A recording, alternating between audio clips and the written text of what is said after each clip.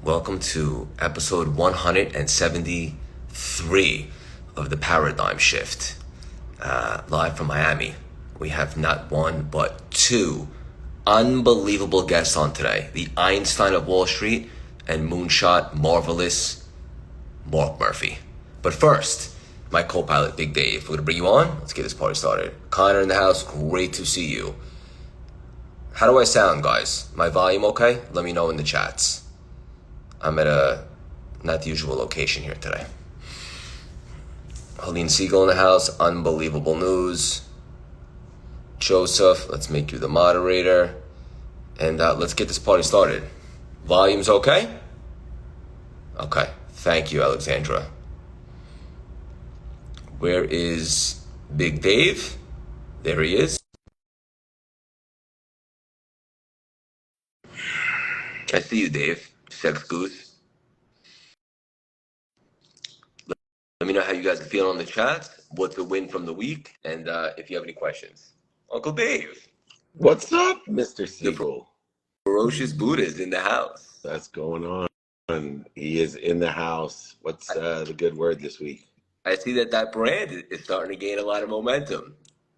Just as consistency, man. It'll resonate with those who love it, and people will hate it. And the more consistent we are, the more people will love it, and the more people will hate it. Yeah, I like that. Where are you right now? At home. Nice. Yeah. I will see you next week. You are hopefully going to see me next week. I appreciate that. Definitely going to see you next week. Good. How are things? Good? Yeah.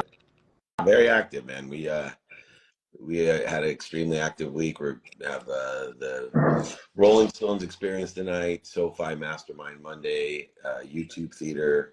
We're on a media tour, Dane Cook and I, for that. More and more people want to come on board, which is typical for those type of things. And then Red Eye to New York to see you.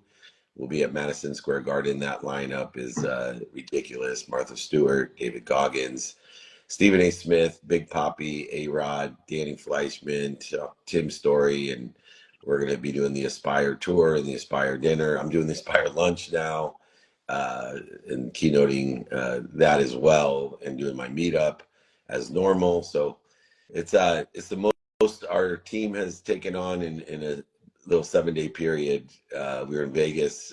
We got some big news coming out with their Sirius XM studio, and there's just a lot, man, and it's to be blessed. And then I got some let's all give our prayers. One of our dear friends is having surgery, my dearest Cynthia Kersey. So if we could have collection prayers for her at 7 a.m. on Monday, is going to have some surgery, and I'm praying for her. And Blaine Bartlett, who's my mentor and your dear friend as well. So please, everyone, there's a lot going on, and we're doing what we do, prioritizing what's important to us.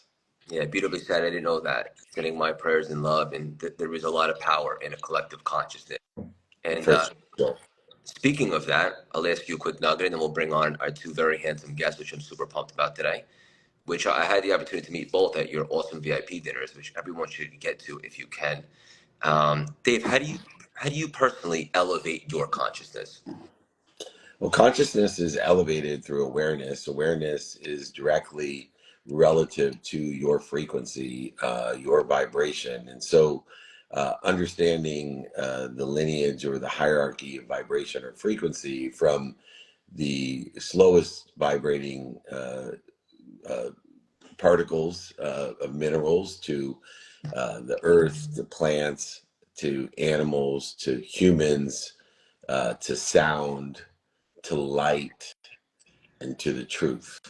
And so as we learn to elevate all the things around us by seeking the truth, the potential, the light, the love, and the lessons, we're actually elevating our frequency, which elevates our awareness, which is obviously directly relative to the answer. Beautifully said. Is this something that you do all the time, or you have to? It's a practice. Everything's a practice, right? The only thing I do all the time are involuntary activities like breathing. And so for me, I know that if I want to get better at something, if it is a non-negotiable of my life, if it is a prioritization of my day by what's important to me in a divine direction or divine time for today, according to the circumstances that exist today, then I go ahead and practice that which I want to get better at. Behaviors are very simple. Good behaviors align with where I want to be. Bad behaviors interfere with where I want to be. And the more I practice the good behaviors, the faster I'll aggregate, accelerate, and compound where I want to be or better. And the more I practice bad behavior, that which is interfering with where I want to be, the slower it'll be, or worse, acceleration, aggregation, and compounding in the wrong direction, creating myself more distance of resistance between where I want to be or better. So I look at the behaviors that I want to practice aligned with where I want to be, not where you want to be. Your good practices, uh, for example, and we've had this in our coaching sessions, right? A good practice for me is not to run marathons. That's not good behavior for me, right? My priorities say that I have an objective where I want to be or better, and running marathons would interfere with that objective, where that is a practice of yours and it's good behavior for you because it gets you where you want to be or better, not where I want you to be or where I want to be. And this is an important nuance for anyone that's involved in teaching, mentorship, or coaching, because so many times, and I've learned this from doing this for so many years, in the mistakes that I made, not just for myself, but as a mentor, putting shit onto other people, behaviors on other people that are only good for me. They're good behaviors for me. I used to tell everyone you need to wake up early. I don't believe that at all anymore. I know that that behavior that I need to do, it's in alignment with where I want to be or better, but it certainly is not aligned with other people. So I think it's an extremely important lesson about behavior and practices to get to where you want to be, not what's missing, don't have, or where your mommy wants you to be. Sorry, Colleen, and I know you're here, where your mommy wants you to be. My mommy still wants me to be somewhere I don't want to be, and she's 81 and I'm 56. I actually think this is so beautiful, David, and much deeper than people might even realize, because comparing yourself and so forth is a great way to become disconnected. For example, I don't want to be the next Dave Meltzer or the next Tony Robbins. I want to be the top of Craig Siegel. Yeah. Brilliant. That makes my heart sing. Yeah. That you realize that now. You want to be the best you, Yeah. and it's beautiful. And that's why I'm here. How many weeks have we been here in a row? 173. 173. We haven't missed, right? That's correct. One. No, no, and we've been all over the world, All over both of us. the world. Yeah. I was Thank God for the internet. That's right. We were supposed to bring on Einstein first, but I don't see him on here. Alex, please inquire. In the meantime, we're going to bring on miraculous moonshot Mark Murphy. The incredible Mark Murphy. Are you kidding me? What a surprise! What I a thought I'd treat. seen Mark. What's up, Mark? I like all my kids are double M's, and Mark Murphy's a double M, so he has a big place in my heart. And he's sideways. Look at this guy. How does he do that? That's how I roll, Dave. You know, anybody can. Cool. You couldn't do that again if you tried. Mark, good morning. That's how I was able to get Lisa. I said, you know, a lot of guys play hard to get. You've heard me say this before. A lot of guys play hard to get. I play hard to want. I do that on a podcast too. You could get any schmuck who could be right side up when you called him on the podcast. You don't need you don't need a guy for that. Mark Murphy, I'm so happy I get to see you today because Sean and Lacey and Julie and I are all going to the Rolling Stones, and the only person on the VIP invite list that was missing was you. And so I'll get to brag to them tonight that I got to hang out with you. So what a pleasure, man. Thank you. Yeah. Actually, it'd be fun. That was a great show. You're having a lot of fun tonight. I love it. First of all, thank you for joining us, Mark. For our listeners, do a deep dive, play catch up. This man wears many hats. He's on fire. Joe from the team, if Einstein's not hopping on, please make a solo graphic with Mark and text it to me. And Mark, we're just going to dive right in. Looking at your content, I think it's absolutely brilliant, and I think it's so much deeper also than people might realize. And one of the things I saw you talking about is the difference between transactional customers and transformational clients. I thought that was really juicy. Can you unpack that, Mark? I mean, I think what people want in their life, whether they're coaching like you guys do or in all of your entrepreneurial businesses, I think ultimately what people want is they don't want to retire. What they do is they want a life by design. You know, like people always say to me, I'm starting to get to that age where people say you're going to retire, and I'll say, retire to what? And so the idea is that I think the highest aspiration is to be able to say, have a life by design, so you can design a life that not only you don't have to retire from, but you don't have to take a vacation from, because you're doing something you love, something more. So I am moving and grooving every day. There's no moss growing under my feet, but it doesn't take a lot of energy to do stuff you love to do, and the stuff you want to do. And you know, I think that, you know, part of it, I think the one thing where money comes in play is money just gives you the opportunity to be able to delegate and pay other people to do some of the stuff that you don't want to do. It And doesn't take energy to we love to do. Wow. that, Mark Murphy is one of the most abundant people that I know, and transformational people that I know. And from the time that I met him in the spheres of influence, and his intention is only to create abundance for others, elevating others to elevate himself should be his motto. But one of the things about money, and Mark and I share this in the idea of repurposing our lives, not retiring our lives. And both of us have been in an economic position never to have to do what we do today if we don't want to do what we do today. And in the book Psychology of Money, which I brought up last time, Craig, Kent Clothier always had his, you know, I want to do what I want, when I want, with who I want. Housel actually came up with it in his book, Psychology of Money. It said, money is only great for doing what you want, when you want, with who you want, for as long as you want. And there is a legacy and advice that is developed both in pragmatic practice of finance and people. And one of the things that I love about Mark Murphy, besides his humongous heart, is that he also ties in the pragmatic practices that are necessary in order to effectuate abundance, to allow you to have enough wealth, not just today because you make a lot of money, but for your grandkids, so that you can do what you want, when you want, with who you want, and with my favorite variable, the love language that I have of time, for as long as you want. So if Mark and I decide when we're in the Philippines that we now want to extend where we're going to be to jump over to Tokyo because we have an itch for sushi and wagyu, we can do what we want, when we want, with who we want. But now we have the ability to do it as long as we want. And I think a lot of people lose that fourth variable in the transformational aspect of empowerment.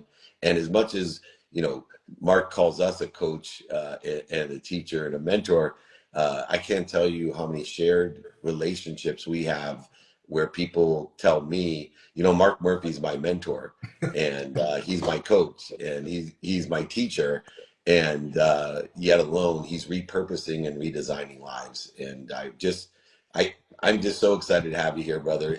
I love being around a person where everybody's like, oh my goodness, Mark Murphy recommended you, or oh my goodness, you know Mark Murphy. And it's just a blessing and to hear what people say behind your back, because they love you more than you even know. well, that's so kind to hear. But I think one of the things the three of us have in common is I don't know if I didn't read a lot of Robert Byrne, but Robert Byrne has two quotes that I love. One was inappropriate. I'll start with this. You can delete this one, and then I'll get to the one I really wanted to talk to you about. He has one quote that he says, "Anyone who believes that the way to a man's heart is through his stomach has clearly flunked geography." So that's his first comment. And it's the second comment he has is the purpose of life is a life of purpose. And one of the things that I think that's the one that I love the most. And the thing that I think that we all have in common is that the reason you want to create abundance, the reason you want to create, you know, multi-generational or massive amounts of wealth is because I find the people who have just enough to be the most selfish people on the planet, because they have just enough for themselves. They don't have enough for anybody else to help anybody else. And that just doesn't mean just money. It means love, caring, support, and other things that are there. And that doesn't create a better planet.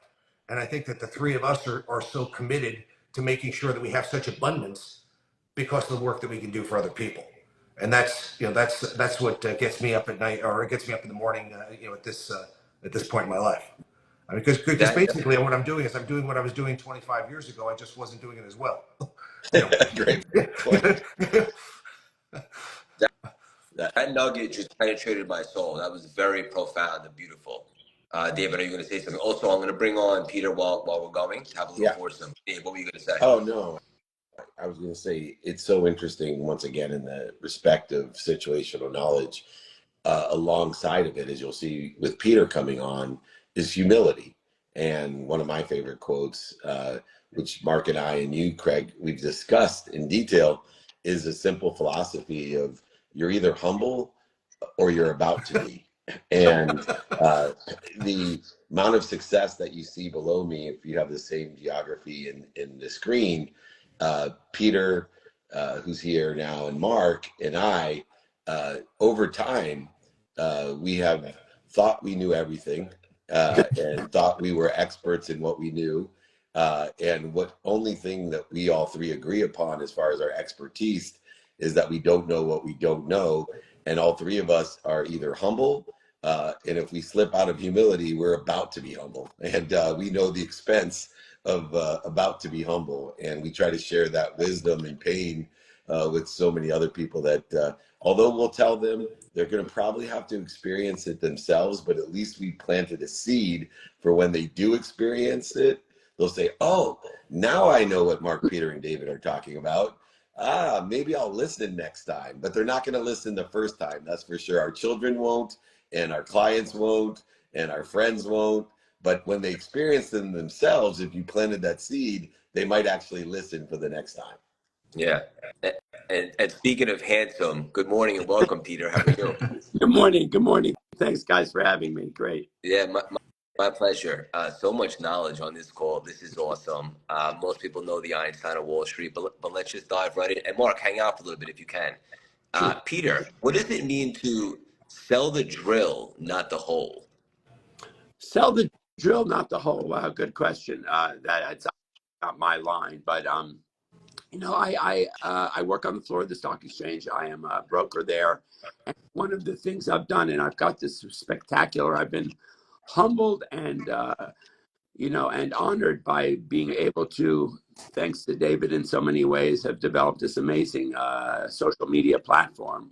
And so now it's a matter of what do I do with that, right? I traded for many years. I've gone through many different iterations as a broker and obviously had the challenges of life that we've all had, being humbled by life and its challenges along the way. And one of the things that I've chosen to do with my platform and with my life at the moment, having been I don't call myself an old timer, but a long timer, is to find my way into education and obviously in motivation to the next generation of people who are going to be investors in the market.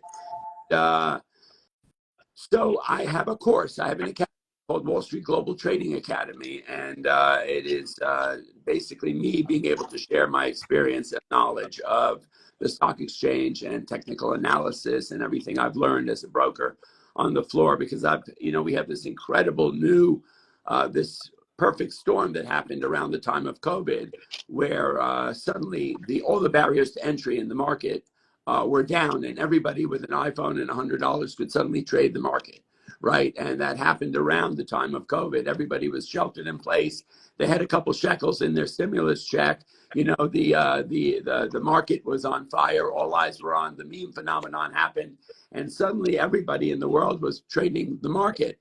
And all these new platforms, the one thing that they were missing was an educational component to their accessibility to the stock market. Right. And so we decided we would curate this course and put together an academy to teach this 40 million new investors and traders in the market.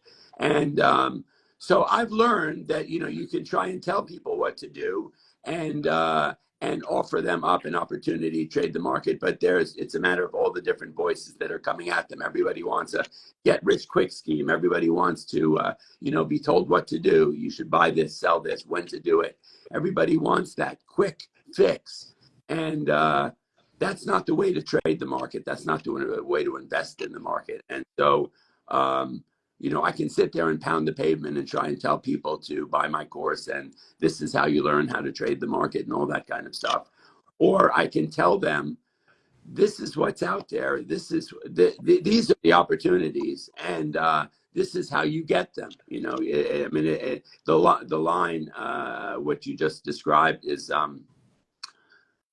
people don't like to be told what to do, but if you present them with the challenge and you then give them the solution to the challenge, then they're more apt to jump into the game. This is awesome. Dave, he's talking about trading, but it's also a life lesson, right? Yeah. One of the things that I think of when I listen to Peter, and he's a great mentor of mine as well. And when I read that book, Psychology of Money by Housel, I was thinking about a lot of the life lessons that Peter had shared with me and shifted my perspective in so many ways in financial perspective, especially. But one of the things actually, no pun intended or irony in it, and I study Einstein all the time, both the Einstein of Wall Street and the other Einstein, both similar in genius and good looks, is that, Einstein stated that music is created by the space between the notes. And the academy that Peter has developed and the education that he gives and the empowerment, especially to people with their naivety, with $100 and the access to a very challenging, complex market, is that he is able to teach you the space between the notes, which Einstein stated is what creates music. And when you want to have that harmony in your life, the music in your life, that we don't necessarily just look at the note. There's the space between these notes that create the wealth and success that can be achieved in the markets. And more importantly than the wealth and the success, as Tom Brady, I was watching a video of him, he was talking about the failures. And he said, I could talk about all the Super Bowls all day long, but let's talk about how I screwed up my marriage. Let's talk about what it means to my children, because that's what I want to teach the people. Because as much as you celebrate the Super Bowls I've won, those are gone, but you're facing your wife and your children. And I've made some huge mistakes that you probably don't want to make. And because I have this platform, I'd like to share that with you instead of what it feels like to wear 6 rings and to be coached by Bill Belichick. I'd rather teach you the lessons of Bill Belichick that I should have applied to my marriage and my children instead of just the football field. So that's what Peter and Mark, by the way, are doing for people. They're showing them the space between the notes so you can have the harmony that you want in your life. I sorry to interrupt you, but we recently I was standing outside the New York Stock Exchange. There's a little area called Experience Square, and there are all these YouTubers who come around and people on the street and ask them, how much money do they make, or have they ever been broke, or are they rich? And I love when people ask it. People love to see. If you look at social media, we've been tainted by the last number of years, where people post, pictures of themselves with tens, thousands of dollars lying on the back of a Bugatti, and that what is wealth? What is, you and I have spoken about it before. There's success and there's fulfillment in life, right? What is really important? What is money? What is it? What does money do? And for me, and I answer the question. I would never tell anybody, what's the most money you ever made in a day. These things are just, that's the hilarity of social media in that way. It's so meaningless in so many ways. But to be able to explain what can making money offer you in your lives.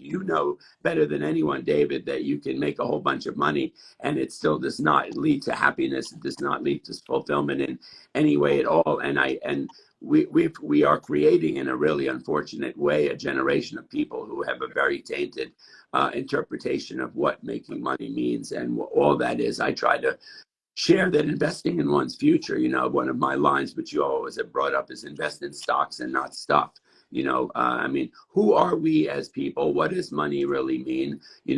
Does it buy happiness? No, it buys freedom. It's a matter of what you do with it once you get it. You guys are all on social media. There are all these characters now all over Instagram who, drive up to people and ask them if they're following them, and they hand them 10,000 stacks of 10,000.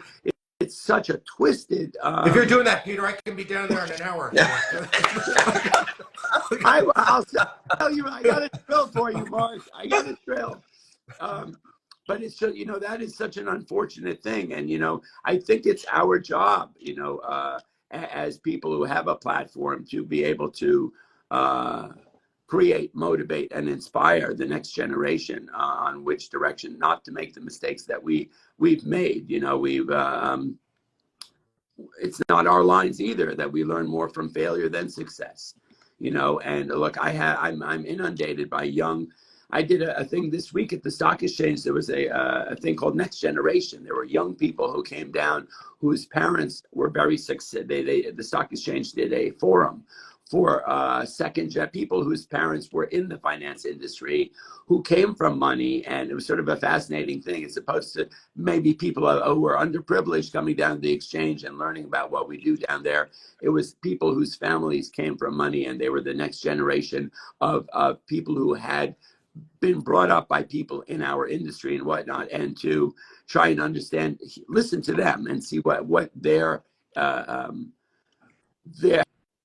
how they saw life. That a little bit of people with a silver spoon, what they had been given and what their plan was with what they had been given. It's a matter of how. It's not a matter of what life throws at you. It's how you react to it, right? That's how it's really achieved. I mean, we all know that really well. Yeah. One thing I was just going to say is that when we were kids, information, you'd have to go find it. You'd have to go to the library or the Encyclopedia Britannica. Now information bombards us. So I think that, sort of in the theme of Einstein and making the music between the notes is, I think what your real job is to leave people seeing things differently than they saw it before. That's that is the, what I used to say I say to my kids, because you can't be a prophet in your own land. You can say all kinds of nice things about me. My kids don't want to hear it from me. But I always say to them, when I say to them, the real learning begins once you know everything. And they don't like when I say that. I love that. You can't be a prophet in your own land. It's like when I coach my fiance, she gets so mad it never ends. Yeah, well, you'll have the pleasure of someday, Craig, when you're married, like the three of us, in the joy of what that is. You'll love this line. I don't work for you. That's the greatest. That's my favorite line of marriage ever. My response to that, David, is obviously, Lisa, you think I'm only one man. Obviously, you think I'm 4 or 5 men. I'm only one man. I love it. So good. One final nugget, and we'll land the plane. Mark, for people out there, you do such a good job of teaching them to not look at things as problems, but rather to see the opportunities. Sometimes that's easier said than done. How can somebody begin to shift their consciousness to look at things that may be problems really as opportunities? What really happens what really happens at an event is not the important, it's the meaning you put around that event, the reality about that. And so sometimes, so two things could be true. One serves you, one doesn't serve you. And so not that you don't have to deal with problems, because if you don't deal with them, they persist, or you can't look at things with rose-colored glasses. But I think what you have to do is, when something bad happens to you, I think your mind immediately has to go, what's great about that? And to try to move that experience and that to a place of learning to get you into a better place. Because I think if you go the other direction, it leads to a lot of dark days, and it leads to a lot of scarcity. And that doesn't serve people. That doesn't mean if something happens bad that you can't mourn it for an appropriate period of time, whatever you think appropriate is. But I think, there's nothing sadder to me than to see, for instance, say a woman that I've been a client of mine that got divorced 20 years ago and has got this fabulous woman with all this potential and opportunity and wonderfulness, and she's still talking about the same jerk that divorced her 20 years ago. I mean, like that her life has been about that, as opposed to all of the amazing things that she brings to the world. And I can give example after example after example, but that did not serve her. Beautiful. You know what? Can I jump in for a quick second? Last night I was watching something about I don't know if it was manifestation or something. I recently lost my wife, and I've been trying to deal with the grief of that, and it's really quite a challenge. Grief is just has a mind of its own, and how do you get beyond that? It's one of the for me the biggest challenge I've ever had to deal with, and I've been just trying to search out and speak to people who, whether they're healers or they're mediums or they're grief counselors or everybody, just to see if somebody's got some secret nugget of a tool that I can sort of grab and go with and try and figure out how to get beyond this thing, because it's just about going to be a year, and it just has gotten worse, and it's so challenging. And so I was listening to someone about how when we get ourselves locked into the negativity, whatever it may be, an opportunity, an event, or something, we're almost manifesting the darkness of it the more we talk about it. Yes, we need to process it. Yes, we need to understand it and get beyond it and navigate our way through it. But it's like fake it till you make it type of a scenario. One needs to get beyond it and manifest the positivity. David, that's a big thing that David always talks about, all about gratitude and all of that kind of thing, is that if I present myself, if I wake up every morning grateful and I pray and I decide that today's going to, I have a guy who texts me every morning, "Hey, Peter, have a great day," unless you have other plans. It's a matter of how we live our lives in a positive way.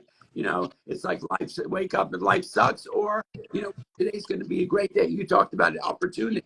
How do you look at the situation? There's two ways to look at every situation. It's the worst situation ever. It's a catastrophe. Well, you can see it in the marketplace. You've got a market that's been going up for 3 years. You've got one down day yesterday, and now suddenly the world's coming to an end.